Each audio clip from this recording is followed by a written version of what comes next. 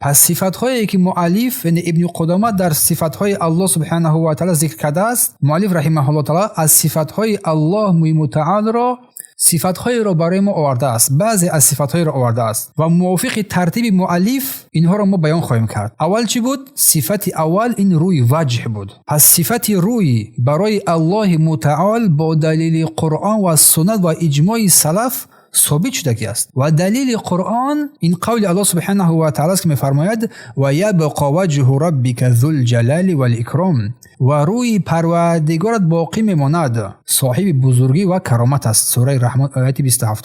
و دلیل اثبات وجه الله، روی الله، چهره الله از سنت حدیث سعد ابن ابی وقاص است که فرمودند انک لن تنفق نفقه تبتغي بها وجه الله الا، یعنی که فرمودند صلی الله علیه و سلم که هر یک نفقه، هر چیزی که آن را با نیت جستن رضای الله، با نیت جستن رضای روی الله انجام دهی، روی الله در این حدیث ذکر شد، انجام دهی بر آن پاداش خواهی گرفت، الا اجرت علیه، مگر اینکه تو بر آن پاداش میگیری. این حدیث رو بخاری و مسلم روایت کرده هستند. اما اجماع سلف در بیان اثبات وجه الله، روی الله، سلف صالح بر اثبات روی الله سبحانه و تعالی اتفاق کردند. از این رو اثبات روی الله متعال بر ما واجب است، به شرطی که به تحریف باشد، یعنی که به تغییر دادن معنای آن کلمه باشد، به تعطیل باشد،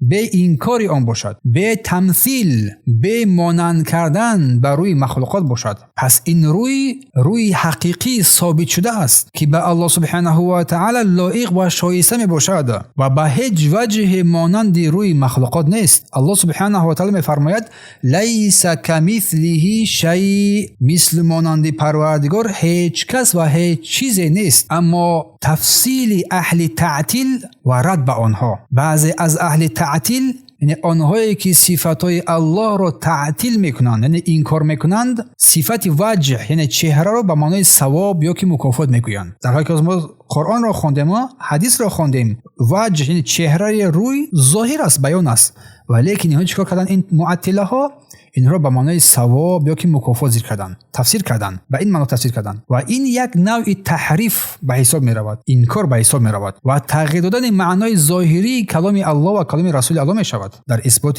صفت روی الله سبحانه و تعالی.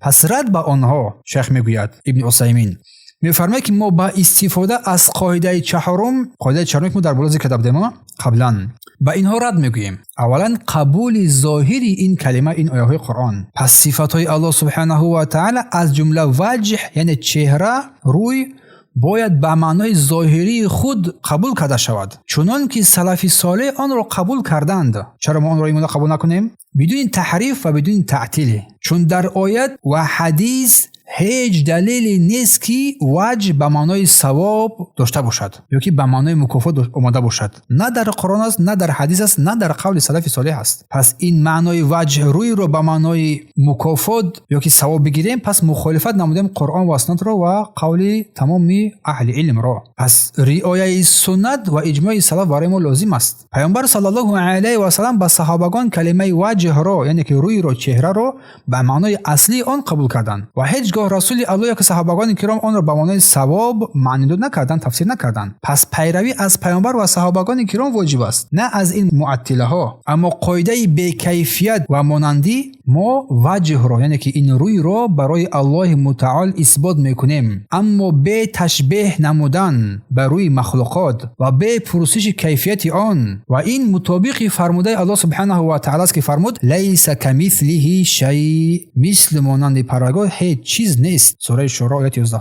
خلاصه کلام تفسیر وجه با ثواب مخالف آیات ها و احادیث و فهم سلف امت است. بنابراین انکار و تحریف کردن معنای ظاهری کلمه خلاف منهج اهل سنت و جماعت به حساب می رود.